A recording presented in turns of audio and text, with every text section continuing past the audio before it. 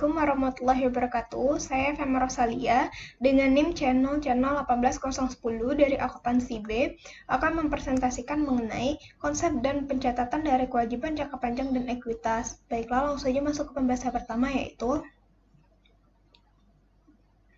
utang obligasi, yaitu merupakan bukti yang menerbitkan obligasi tersebut mempunyai hutang kepada pemegang pembeli obligasi dan disertai janji tertulis untuk membayar bunga dan pokok pinjaman atau nilai pari.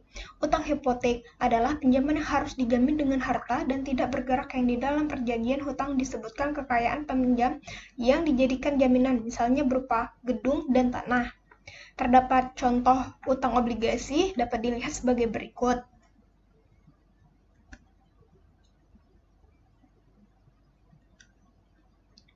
Obligasi dan penjualan saham.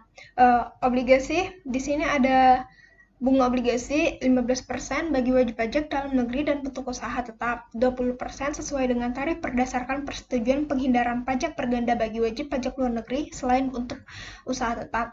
Dan yang kedua ada diskonto dari obligasi dengan kupon sebesar 15% bagi wajib pajak dalam negeri dan bentuk usaha tetap, dan 20% sesuai dengan tarif berdasarkan persetujuan penghindaran pajak berganda bagi wajib pajak luar negeri selain bentuk usaha tetap dari selisih lebih harga jual atau nilai nominal di atas harga perolehan obligasi tidak termasuk bunga berjalan. Dan ada penjualan saham. Yang pertama, tarif penjualan saham berdasarkan besarnya pajak penghasilan adalah 0,1% dari jumlah bruto nilai transaksi penjualan.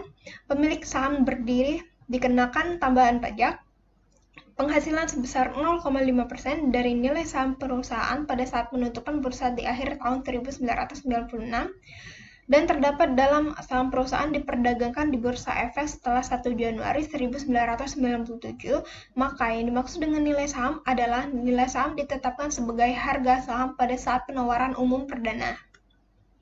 Dan yang ketiga ada diskonto dari obligasi tanpa berbunga besar, 15% bagi wajib pajak dalam negeri dan bentuk usaha tetap, 20% sebagai sesuai dengan tarif berdasarkan persetujuan penghindaran pajak berganda bagi wajib pajak luar negeri selain bentuk usaha tetap, dan selisih harga jual atau nilai nominal di atas harga perolehan obligasi.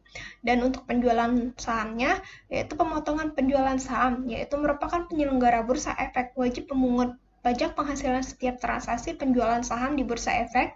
Penyelenggara Bursa Efek wajib memungut pajak penghasilan setiap transaksi penjualan saham di Bursa Efek.